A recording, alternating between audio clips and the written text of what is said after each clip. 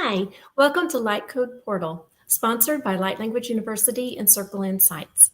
My name is Jeannie Mills. I'm the Assistant Dean of Education for Light Language University. I'm here tonight with Anna Noyce, the founder of Light Language University and Circle Insights. The topic for tonight's episode is curses. But before we start, I'd like to read the mission statement. The Light Language University's mission statement is to inspire others who are awakening and to aid in the imminent growth of the conscious awareness of being multidimensional. That is so true. Yes.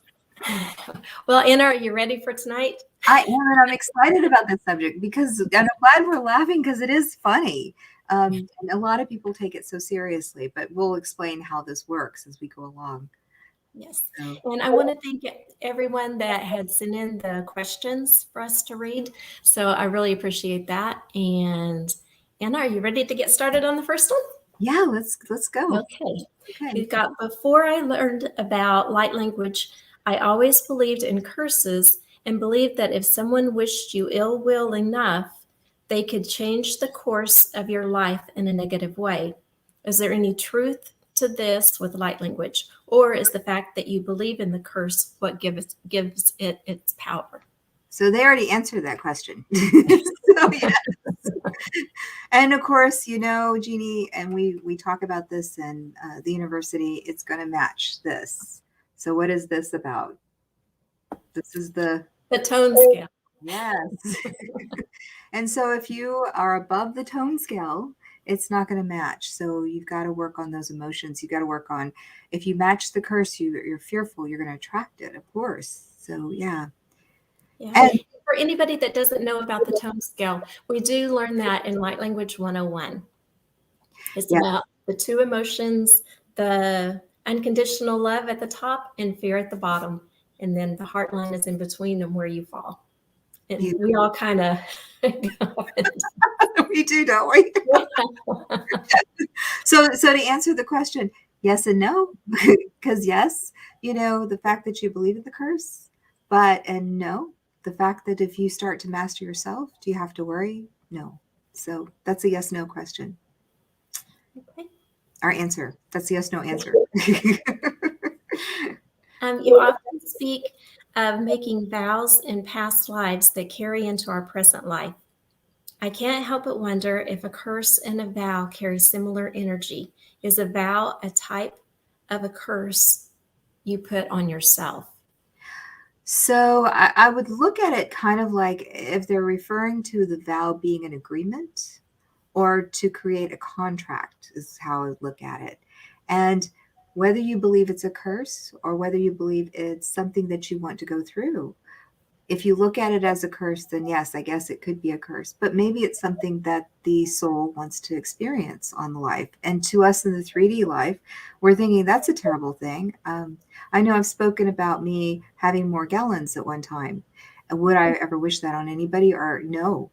Would I ever want to do that again? No. But I did volunteer to do it. So it was an experience. And once you get past those experiences, it enriches your life and you're able to help others and you're able to learn.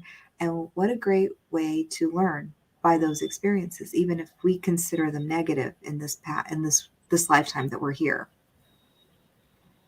So I think that's, yeah. So again, I want to go back. Is it, when you say vow, is it negative or positive? Is it negative or positive? I think it depends on how you look at it. Mm-hmm. Yeah, the different sides of that apple. Yes. The perspectives, yes. We're taught about the tone scale in Light Language 101 and 102 courses. There you go. Shifting your thoughts into the higher frequency of the tone scale enough to deflect any negative energies someone sends your way. So that's interesting because the questions kind of you can see it kind of, we call it flickering, going back and forth. So yes, it is enough if you can stay in that frequency. So if you think about something that laughed, and I tell the story of actually being in so much fear, and I was working with this energy and trying to help clear the house and the thing attached to me. And of course, I bring it home and I'm terrified. And this is in my book, A Journey into the Sacred Heart. And at that moment, I hear my medicine drum in my ear pounding. And I remember looking at that being that was scaring me and saying, "You can't hurt me," because I knew I was in my power, and I knew that it couldn't hurt me because my drum gave me that energy, even though my drum was across the room, sitting on the nightstand. And so what's interesting is it disappeared like that. So can we change? Yes. When you're working with those tone scales and you're working with the emotions, you have the ability to shift your fear, because when you are below that heart line, you're going to attract, because the darker energies, it's in their dimension and they can see you. But when you are above the heart line, then it can't see you because it doesn't exist in their realm. Okay, thank you. That's good. People often speak of family curses that can affect generations of individuals in the same family. We know from light language courses that our past lives and our ancestors' past lives can affect our present lives until they are healed or released. What is the difference between these imprints on our soul and a curse passed down through generations? Lessons, life lessons. If we look at them as, again, we go back to that question a few questions back. If you look at it as a lesson, if you look at it as something that you've mastered, then you're going to go move forward and you're going to move the whole tribe forward, your whole family. But if it is something that this generation is still learning and the next generation is still learning and the next generation, until the lesson is learned, it won't be passed down. So again, do you look at it as a negative situation, or do you look at it as something like you can conquer and achieve and as you stand in your power? So when we're powerless, we give our power away. When you're in your power, you decide what's in your presence. Okay. We had a viewer question that said, "Can you carry a curse to other lifetimes?" But you pretty much answered that one. And then I want to say something, because yes, curses can be real.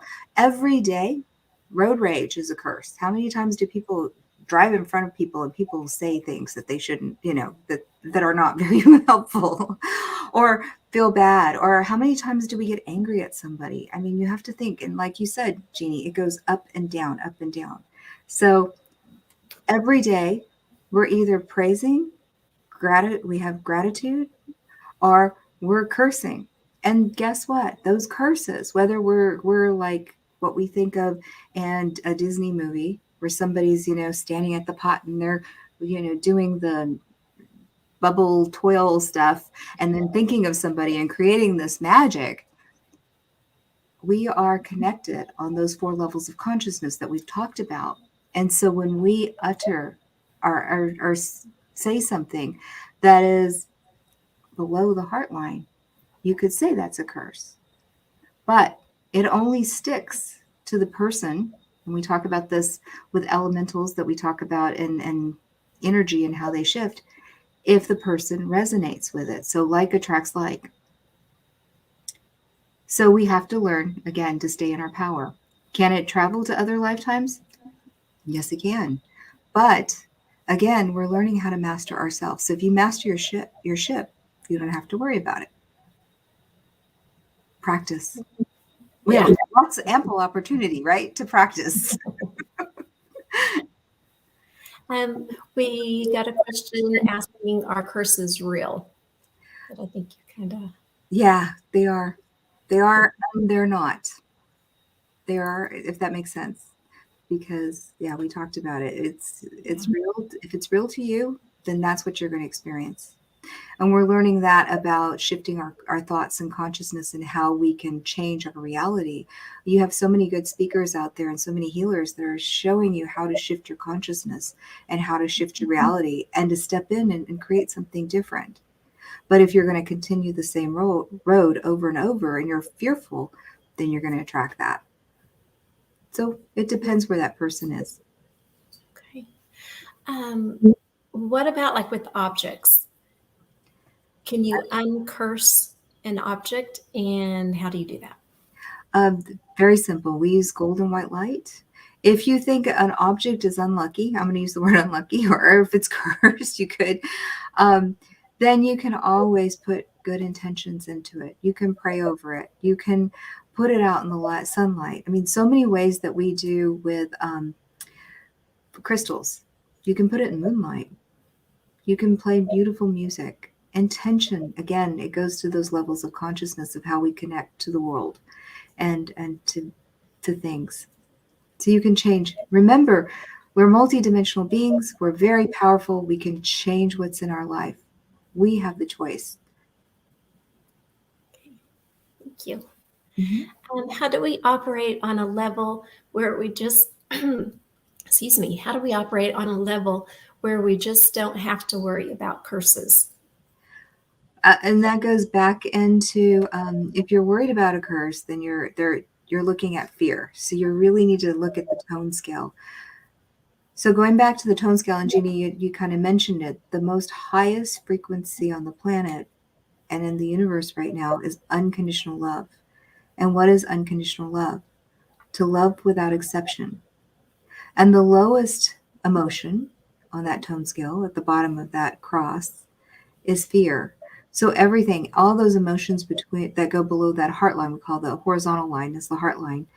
And if you start to feel angry or sad or grief, and we do, we get caught in those emotions, depression, or then it's really about figuring out how to shift into those other emotions, gratitude, when finding ways to bring joy back into your life, finding ways to find how you can move into those higher experiences. And so, yes, it helps. And yes, curses are very interesting. They're only real if you want to have that participation. And they're very powerful because they can shift or change things. They can hurt you. They can do that, but only if you are on that level of fear. Once you move past on the others above that level, then you're going to be fine because it bounces off your aura. It bounces off of who you are. And we also talk about protection. A lot of people, we at Light Language don't teach protection. You know this, Jeannie. We teach to stand in our power. But if you're stuck, then yes, go ahead and use your oils. Go ahead and use your stones or your crystals, or that's the one time if you really like people who are depressed maybe and they have trouble, or somebody who's grieving and they're attracting something, then use that. That would be the time that I would. But if the more you practice, once you're out of that space, the more you practice, the easier it is to not worry about it. Okay, thank you. What are or are there, excuse me, what are or are there differences in types of curses? Oh, I can imagine there are. So if you think about it. So in the movies, we have all kinds of curses that are, Disney likes to do a lot of fun with their movies, and it's sci-fi, and but also, again, every day, watch what you're saying. Uh, Again, I'll bring up the example, road rage is another one. Somebody cuts somebody off and you say something, you're mentioning, you're putting out that energy, you're putting out that frequency. Now, will it hurt that other person? Possibly, if the other person matches that energy. But we also teach in light language, whatever you send out into the world comes back to you 7 times stronger. So it doesn't matter if it's just a tiny thing, because it's going to come back a lot bigger and affect you. So why would we ever want to hurt someone? It's really about learning yourself. But listen to what you're saying every day, because we do it every day unconsciously.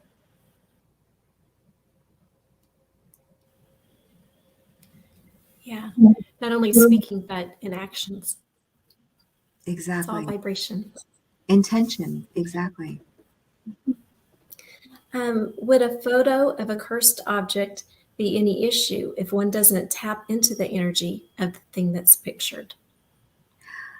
Yes. If they don't tap into it. So again, it's matching. Photos, yeah, you can burn the photo. You can also shift your frequency. You can learn how to again, things only have power if you give it power.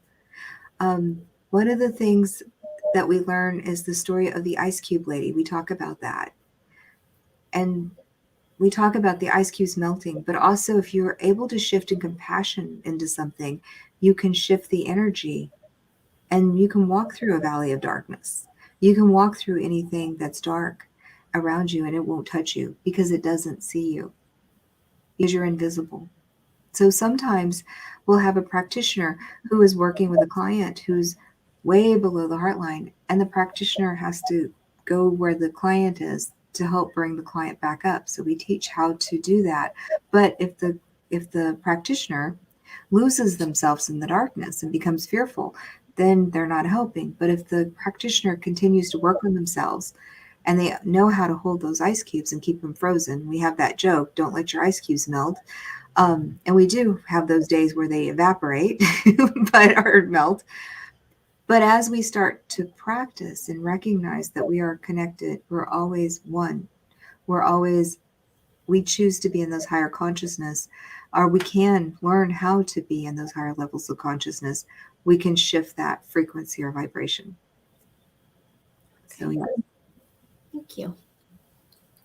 What are the most common misconceptions or false beliefs about curses? What are the most common misconceptions or false beliefs about? I think that curses are out to get you. I think that what we forget about curses is, again, and we keep saying this, if you give it power, it's gonna, and it's true, it's gonna hurt you. But the false belief is, I can't do anything. I'm helpless. I'm powerless. Somebody's out to get me.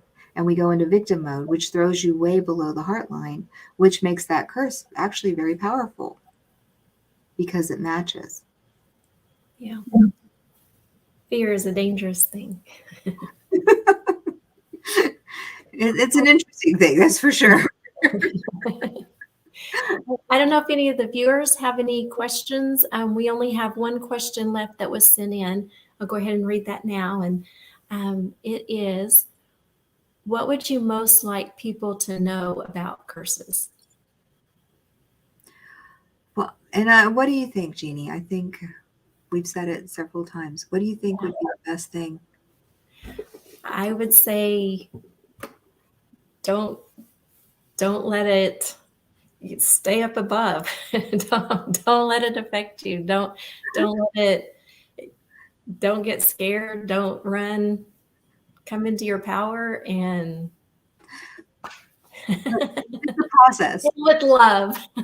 It's a process.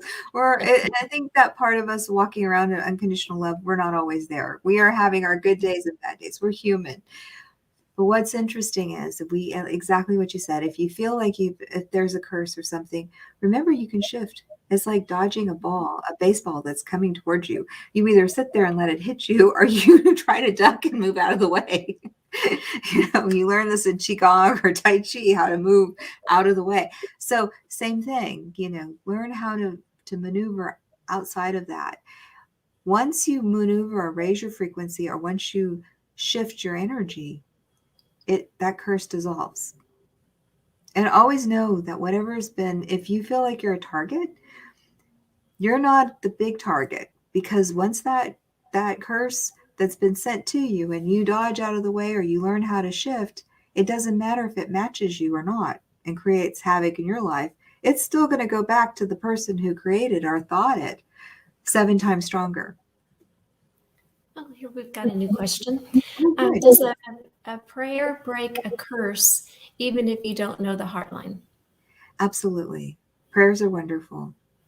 Prayers are beautiful because it's a connection into our higher self. It's a connection into the angels and God, creator, the universe. It's It's recognizing, and it helps us to stand in our prayer, our power, our prayer and our power. So that's really important to learn. Yes. Um, I think in some of the movies that we've seen with children, somebody will hand them a piece of paper, or they'll hand them a stone to hold on to. And in some of the movies that we've seen, and that the child becomes empowered by that.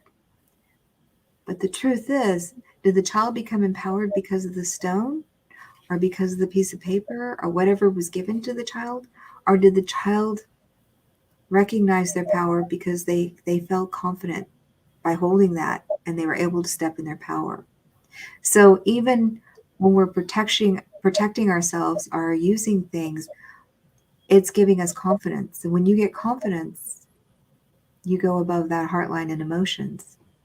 You go into the love, you go into the joy, you go into the happiness, you go into, you can't hurt me because I got this. And that shifts everything. Now, I do want to mention something about curses that's interesting. One of the things that many of my teachers taught, and one of the techniques has been to shield yourself with mirrors. But did you know that when you shield yourself with mirrors and you send something back to somebody else, it is like creating your own curse? So what do? We learn how to transmute the energy. So there have been famous teachers around the world that says, love your enemies, right? So if you look at the curse, you transmute it into love and you send it back, that's going to come back to you 7 times stronger. That's going to come back to you. That can even change that person. So now you've transmuted. How many times do we get mad at somebody and we're like, no, no, no, no, no, I'm going to get you, Well, and that just perpetuates what's happening between the two, if there is a person that has ill will. But if we can shift it, forgive, and forgiveness is huge. That's another part of it. Or we can pray for that person, or we can send that love back. Which is not always easy to do. But. It isn't. It isn't. And one of the techniques we talk about in Light Language 101 is to wrap a person in golden light, golden white light, because that will help raise their frequency. Now, does the person have to change? No. they can still hold on to that darkness or the feelings or anger if they want to. But what happens is, with the light circling that person, or prayer circling that person, they may shift if they choose to, and they may accept that beautiful love and that connection, and remember that we're all connected, we're all whole. So anytime that we send something out, and this is why we want to watch our thoughts, anytime you send a negative thought out, you're hurting yourself, not only the person that you're sending it to, but you're also hurting the world, because we're all connected. We're wound ourselves. So it's really about learning how to transmute, master ourselves, stand in our power, and help others heal. Beautifully said. Thank you, Anna. Yes. Did you have anything else, or that was our last question? That was the last question. Beautiful. Yeah, I think. Did you want to add anything else, or? No, I think you covered it. This was a lot of. It was very educational, very interesting, and I kept thinking about. I kept worrying a little bit about, like, to do this one, but I kept thinking, the thing that I think I keep hearing in my head is like the old cartoon thing, and he says, curses. His whatever bad thing that he had planned was foiled. So it's like, so it's kind of a good thing. Can be good. So, okay. Well, Anna, I'd like to thank you for being here, and for everyone else that's been watching, that's here watching, and that will be watching. We do have some upcoming events. We have next Wednesday, January 12th, and then 2 weeks after that on January 26th, we have the New to All This class. It's on Wednesday night, every other Wednesday night from 7 to 8:30 p.m. And it's only $35. So if you're interested in kind of seeing what's out there, what there is, what's going on, any questions at all, come to the class. It's $35. It's a great time. Everybody really enjoys it. So our next Light Code portal is in 2 weeks. That's on January 19th, 7:30 p.m. again. And that one's going to be on karma. So that is going to be a really good one. We do have weekend workshops in February that are coming up. And how we do our workshops is that it's always on Saturday and Sunday from 10 a.m. to 6 p.m., Saturday and Sunday both.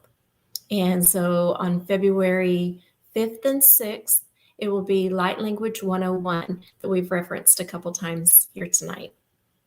And then February 12th and 13th will be Medical Intuitive.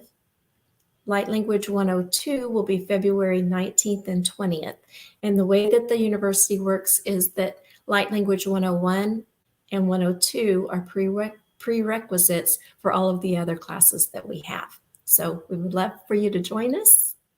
And I guess that's all that I have tonight. Anna, did you have anything else for closing? I had me muted.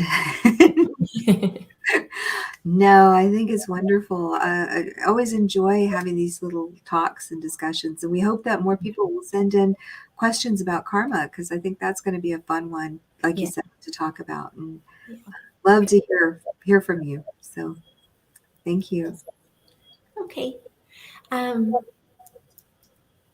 Thank you all for listening, and I hope that you've enjoyed the show, and come again in 2 weeks.